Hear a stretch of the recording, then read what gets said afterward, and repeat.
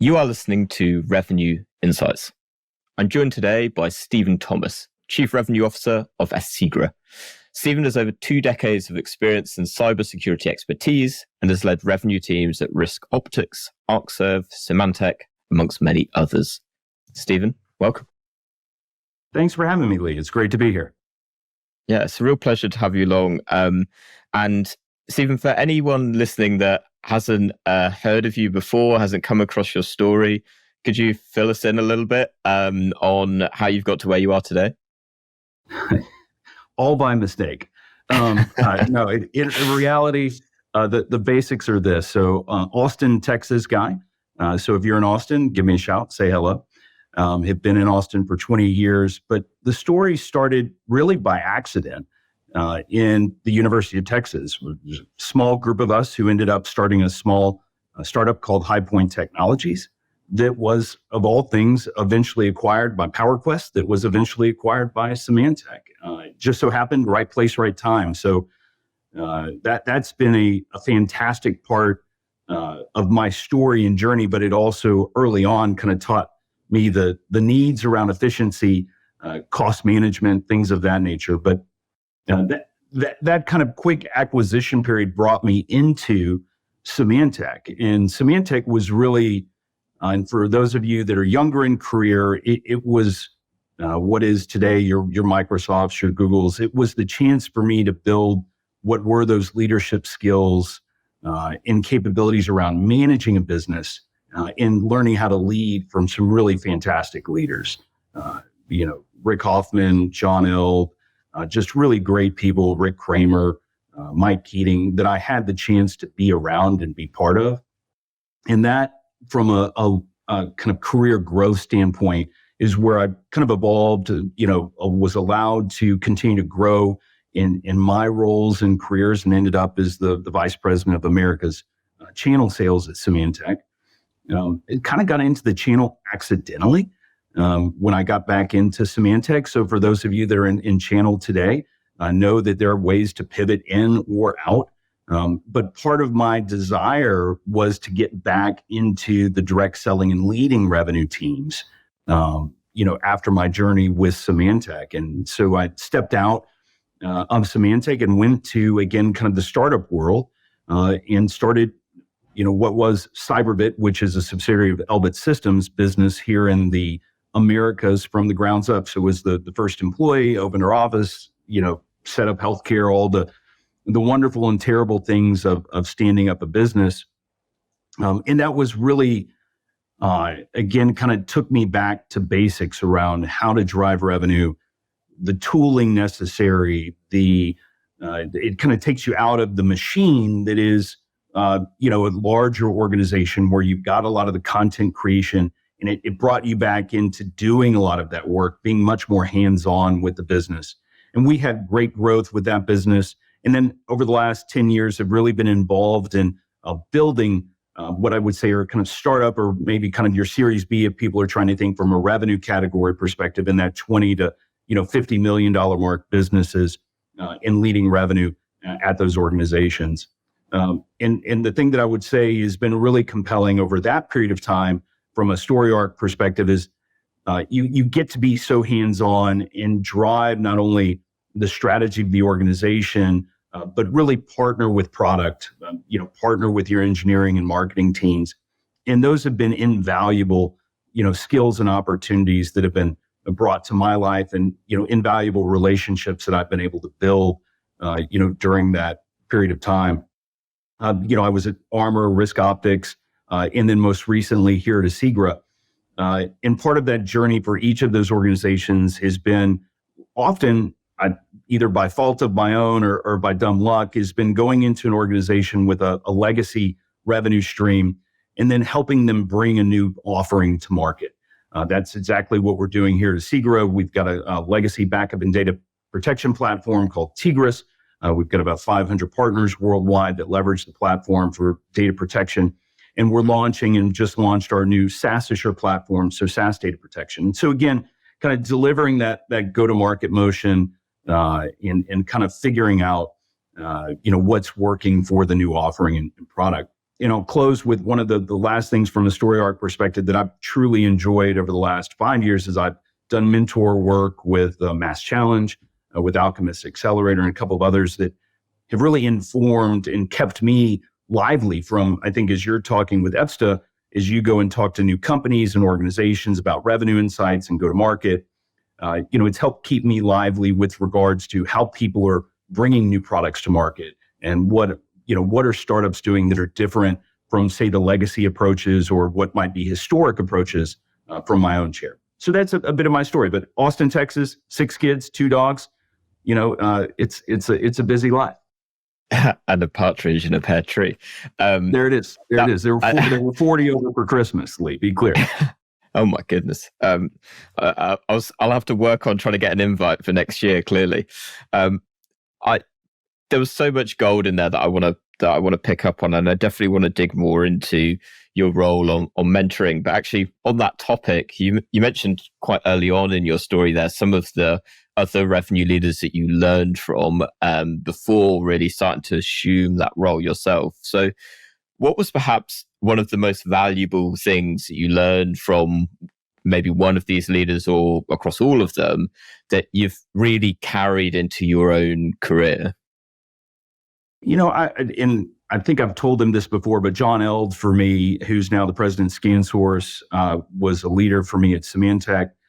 And the theory of, his theory was always take it up a level.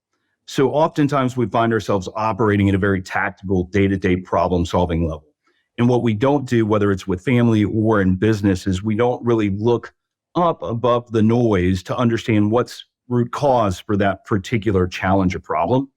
And so if you find yourself in a position where you're in a very noisy environment, I often ask my team or my leaders, can just take it up a level. What's driving this problem? And are you solving for a symptom, or are you solving for the root cause?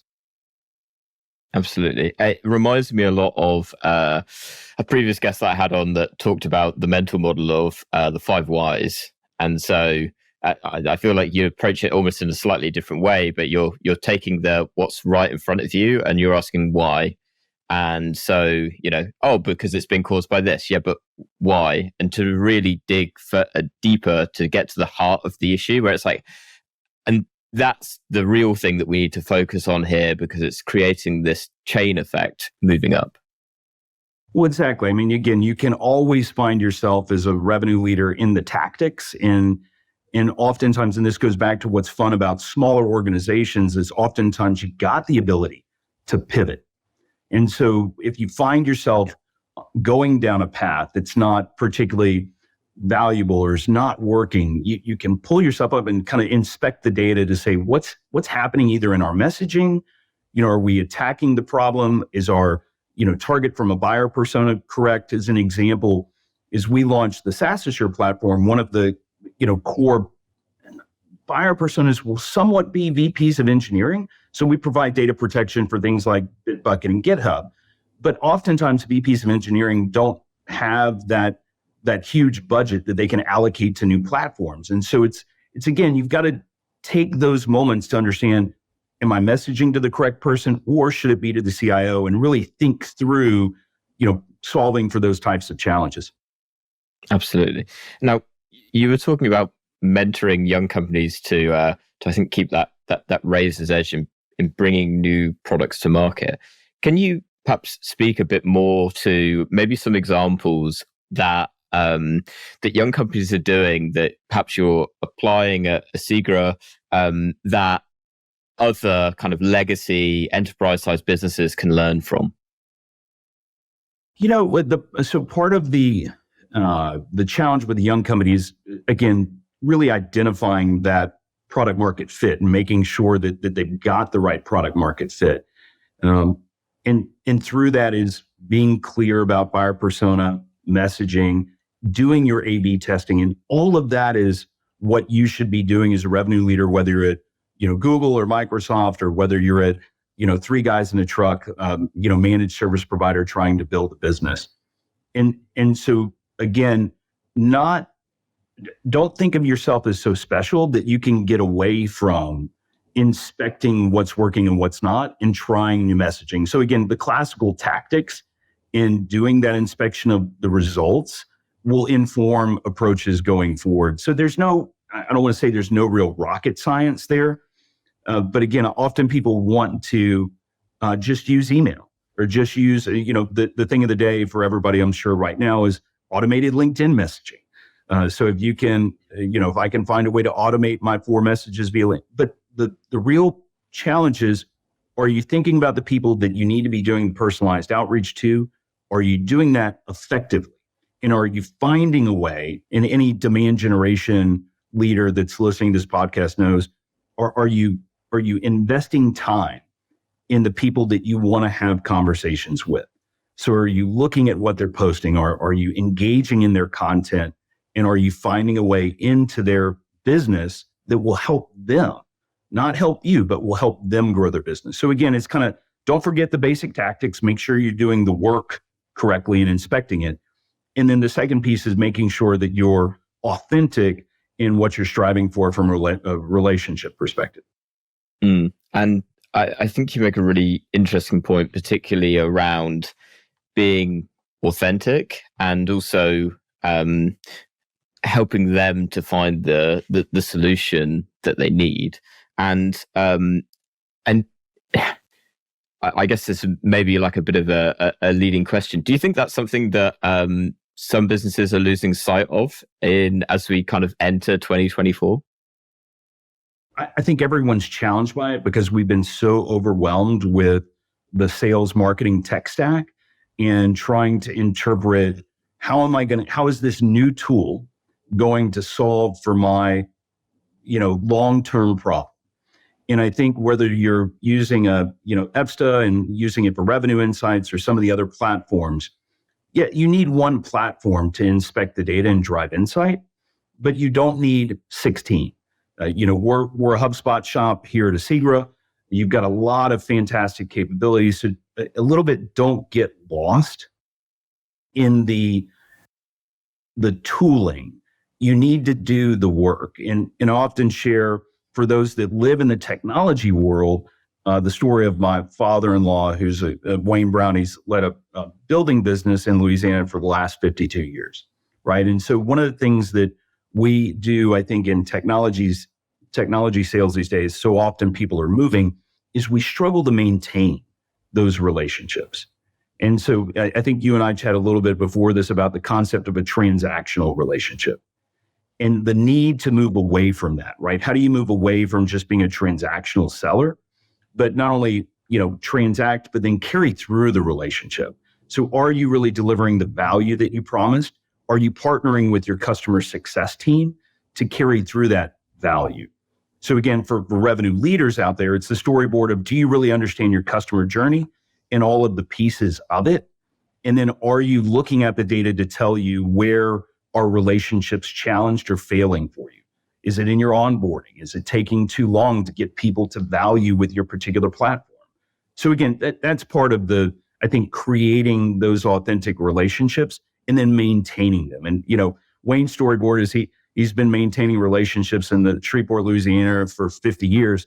For a lot of us, that's simply not available, right? We don't have the chance to be in one market for that long and build those authentic and trusted relationships.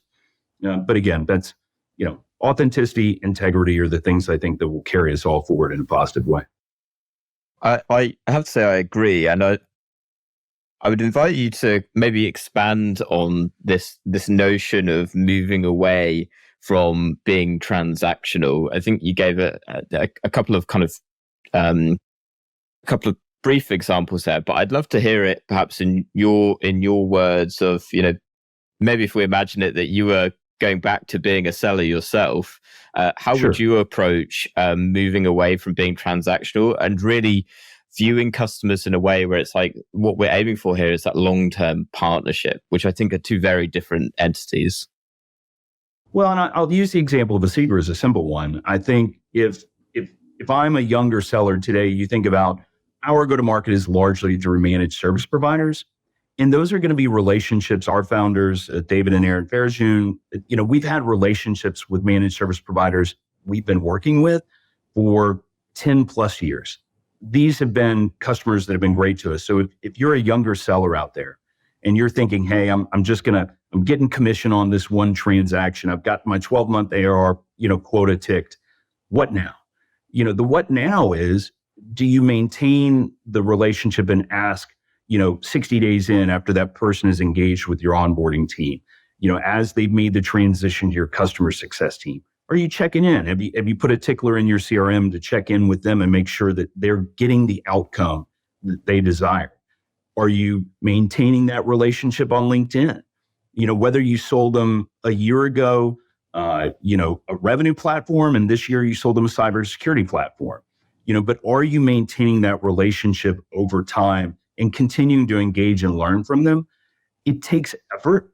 One of my goals for 2024 was making sure that I was doing a better job of kind of reconnecting with peers and friends from years past. But for each of, the young sellers out there, if I were to put my go backwards hat on, I'd probably do a bit of a better job of making sure that I actively, not passively, not just posted some junk on LinkedIn or, whatever social platform you desire, but that I actively engaged with my customers, partners, contacts to really, really build that local network and relationship set. I love that because it resonates a lot for me as well. Even in the realm of guests that come onto this podcast, right? I simply set a goal for myself this year where it's like, so often we have the conversation but the relationship then often is, very much based on just the podcast itself. And actually, I think you phrase it really nicely, which is being actively trying to nurture that relationships. And I think perhaps that comes from having the intent behind it as well, which is, what is the intent that I'm trying to pursue here with this relationship? What could this potentially lead to? I mean, ultimately for me in a podcast sense, it's really getting under the skin of the experiences of folks like yourself in terms of doing this on a day-to-day basis. Well, and as sellers too, oftentimes people younger sellers again, can find themselves in search of the almighty dollar, and that's really what's driving the behavior. But in the sense of, if you're not passionate about the thing that you do or how you engage in a meaningful way with the people and partners around you, they'll feel that. And it's always, as a guy who interviews lots and lots of people over the years, if you bring passion and energy to our interview, and you've done your research, you've done the work, and I can feel that. That's a way to distinguish yourself from your peer group. Too often people come and they say, well, look at my background. Isn't that nice? I'm great for you. But that's not it. It's again, doing things with intent. There's a leadership coach that we do work with. And so we invest in our people here at Asigra. And there's a gentleman by the name of Lance Secretan, who's got a great book, and so take the time to look him up. But again, it's part of that human, making people human and not just things in our day-to-day engagements. And I think that's really important for people to take away, is in this new world of go write your next blog post using ChatGPT. I can't tell whether you did it. If you're using the word keen, I know you did it. I know you didn't do it. But it's how do you distinguish yourself in the new world? And a lot of that will be your job in maintaining those relationships with intent, empathy, and authenticity. Yeah, it's such an interesting point, and something that I guess EBSA as a company are very much interested in as well, which is I like to think of it as like how to be human, or like human-led sales in an age of AI. And so there is now, you kind of touched on it, the ability to be able to use ChatGPT, for example, to draft your emails. It makes productivity and efficiency far more prevalent, which is great up until a certain point where all of a sudden I think you start to lose the effectiveness of it. So in terms of being able to actually scale that becomes a limiting factor very quickly. Yeah, that's exactly right. But again, those things are needed. So you can't diminish using email, using some of the automation to get yourself in front of people. But make sure as soon as you get the opportunity to be in front of that person that you've done the work to hit the ball out of the park with that initial engagement. And this is, I think, one of the things that, think about a topic that your sales leaders are probably maybe struggling with is, am I outsourcing my BDR community? If I've got a product-led growth option with a simple to use product, am I driving an inside sales team or am I still leveraging a BDR team? And these are challenges, again, as you think about the multiple products that you're dealing with. I'd love to get people's feedback on what they're doing in today's age. Using automation to get first meeting and then bringing a seller in to drive to close. Are you still trying to, drive with BDRs who may be costing you, $500 to $1,000 per first meeting? Is that the efficiency that you need or want? And I think that's a very, very in the moment conversation for a lot of revenue leaders. Now, that's smaller organizations at scale. Sure, everybody needs, demand and BDRs. But again, as you go down into smaller organizations, say 100 million below, I think they're really meaningful conversations to have. Yeah, I think you're absolutely right in terms of I'm also very curious on the specific examples. And if you're listening to this and it's like, oh, I've got a great example, we'd love to hear it on LinkedIn. I think it's the role that it plays, maybe not to, it's not to replace the salesperson's job per se, but it's actually to support them in it. And I can speak to this from a technology perspective where, when EBSA was first started, it was coming at it from the premise of, well, you don't want to be having to manually put my email and this contact into the CRM because it's just very time consuming and quite tedious. I'd rather be focused on having meetings and meeting prospects and customers and so on. And I think that's what will start to emerge a lot more this year, is those practical use cases of it, where it's not just, we're using it for just low value activity. It's how it can be used to enhance the high value activity that sellers are doing.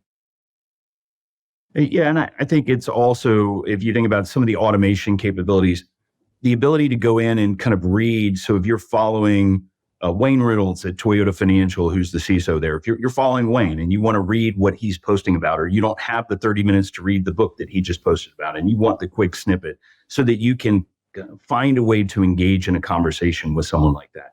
Those are the ways to use the tools, or to help you build. For example, we run quarterly sales plays. So again, thinking about strategy and how do you operate on a quarterly basis, we're pretty programmatic around our quarterly sales plays, the set of targets that we have on a quarterly basis, who is marketing accountable for, who is sales accountable for, and what are our partners doing. But in all cases, we run a cadence, and that cadence is informed by topics that are weekly blog posts. And so, that's where, again, AI, ChatGPT can help inform your approach or help you bookend or bulletize what that cadence is going to look like. And then it's up to you to be the content creator behind that. So again, use the tools, but don't let them use you, right? And I mean, again, people can, not that everybody can read through what's a ChatGPT post, but it's starting to get abusive. And so again, make sure the content that you're delivering, back to your earlier question, Lee, around how do we make those authentic connections? How do we build those relationships? I'm looking to help the managed service partners that we deal with grow their business and further secure and de-risk their customers' environments. And if I can help educate them on how they do that and the why, hey, that's really what I'm here to do for them as a provider to their business.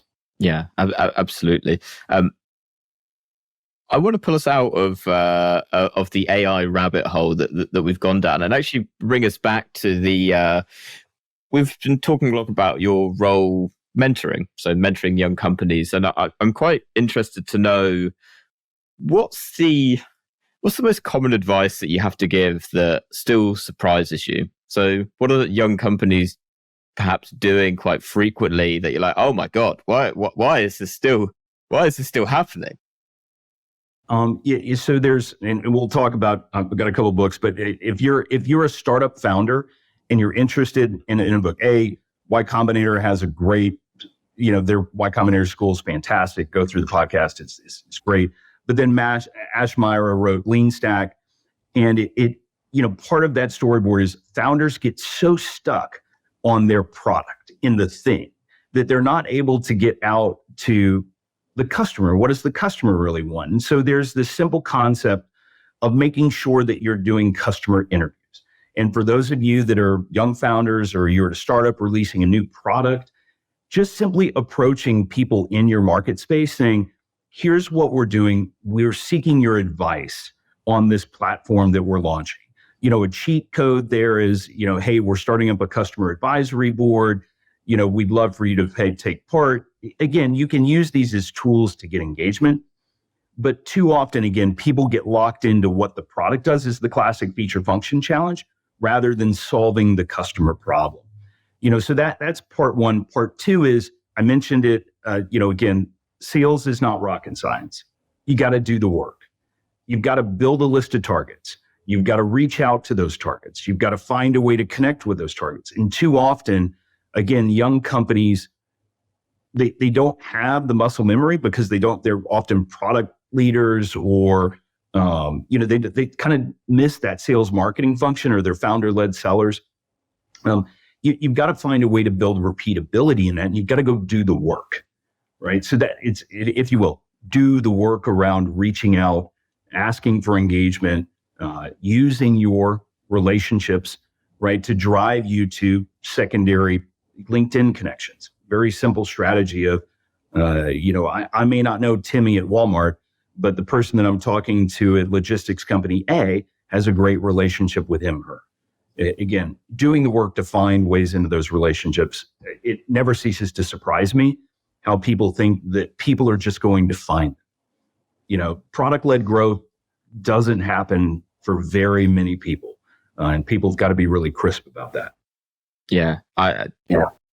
I'm not surprised, which in terms of like what you're noticing, because I've seen it a lot myself. And I suppose this is something that you can really speak to, in terms of your expertise on bringing new products into the market in lots of the companies that you've gone into. So could you perhaps speak to, like, if you're going into a new role, the company's bringing a new product to market, and with that point in mind of really thinking about the customer and how your solution helps to solve their problem, what's your process for like aligning that, of creating the strategy that aligns your product to the customer and the problem that they're having?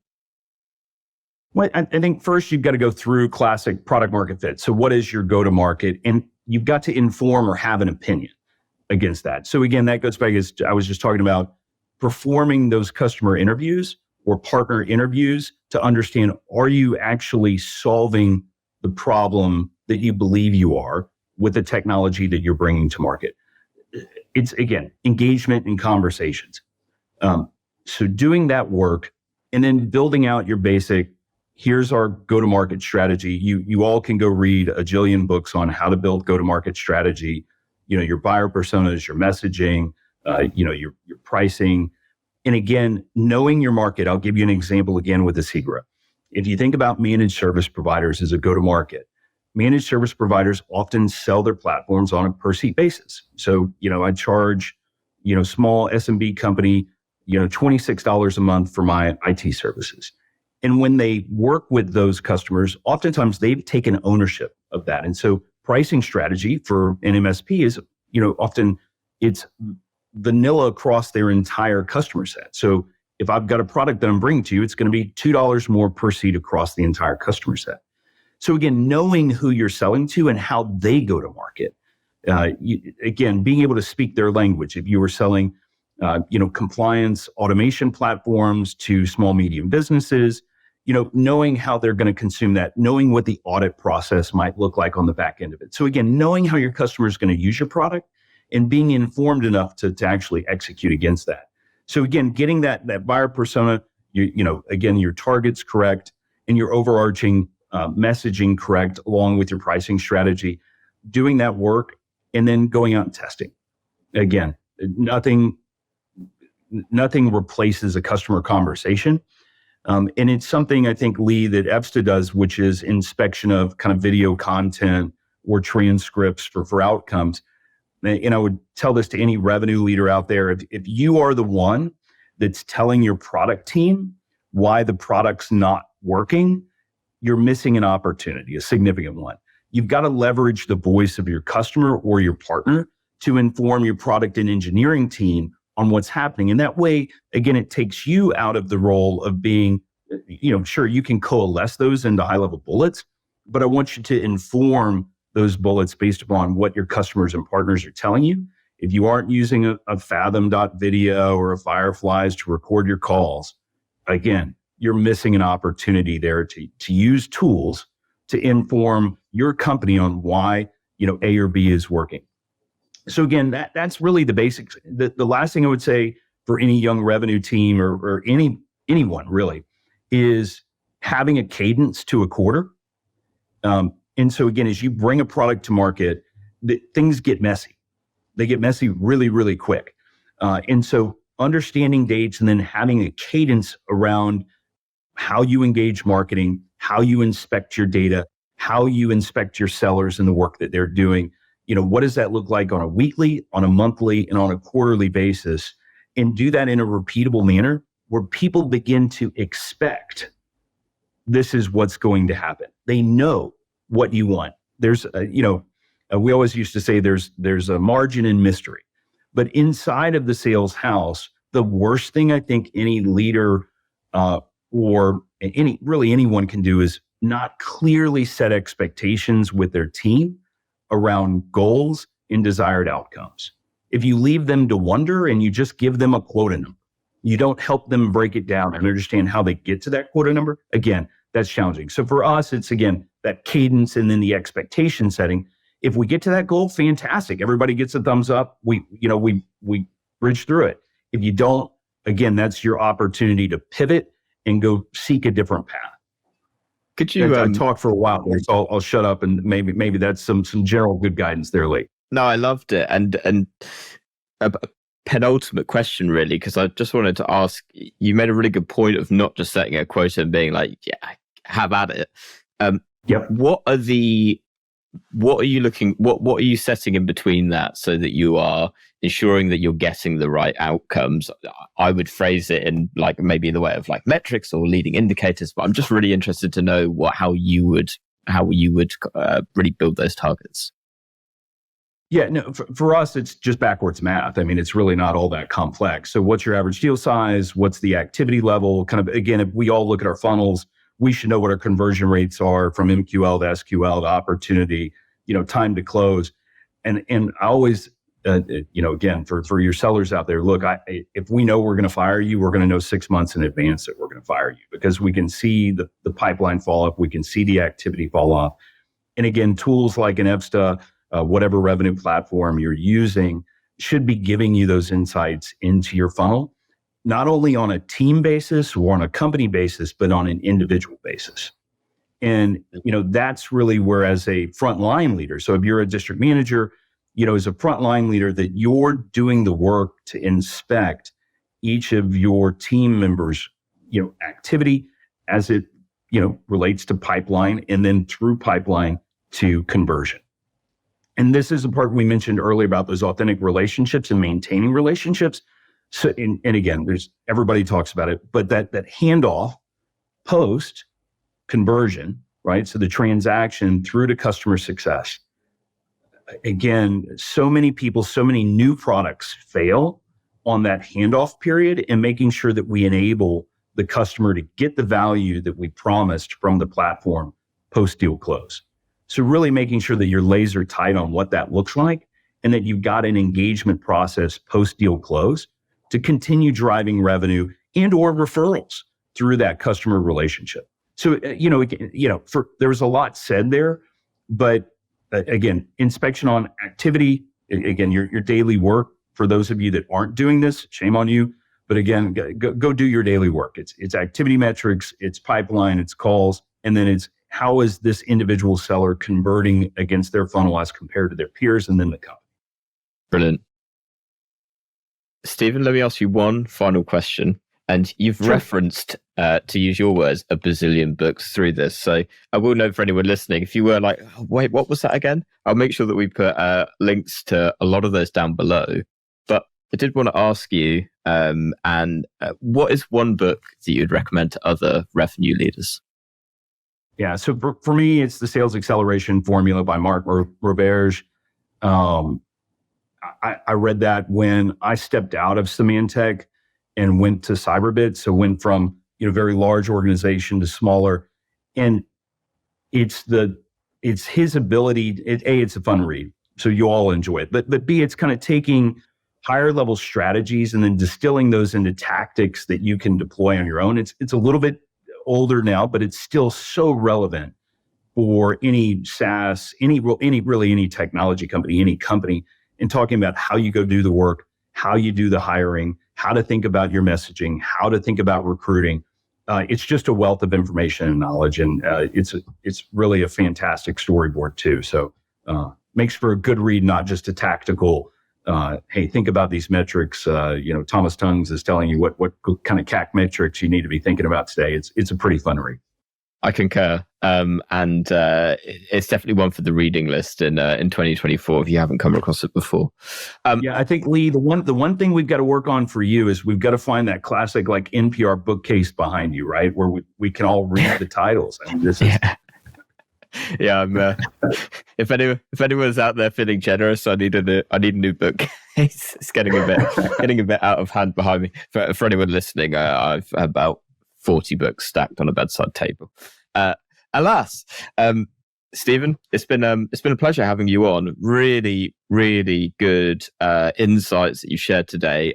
For anyone listening that maybe they've got some questions off the back of some of the stuff that you said, or maybe they just want to connect, where can they find you? So on LinkedIn is the easiest place. My contact information's out there. For all of you BDRs, you can schedule a meeting with me. Please make sure you tell me why you'd schedule a meeting with me. I try and make myself available. Very busy guy, but LinkedIn's the easiest place. It's just Stephen Thomas, CISSP, LinkedIn.com at it. You can find me on Twitter. I don't post as often as I used to, but or X, as we should say. But Lee, hey, thanks for having me on it. It was a fun conversation. Hopefully, if someone's gotten this far in the conversation, they've learned some things. And again, for those that have gotten this far, if you've got things that I can learn from you, I'm always open to learning. I think that's part of our journey as individuals and leaders. So appreciate you making time for me. No problem at all. It's been a pleasure. And I think this is probably a first. That's the first guest that I've had that has opened their door to BDRs reaching out to them. Do it well, team. I'll judge you. I promise. You don't get it in the first 15 seconds of that phone call, I'm hanging up. I respect that. Stephen, thank you so much again. And for everyone that's listened this week, thank you so much. Have a wonderful day.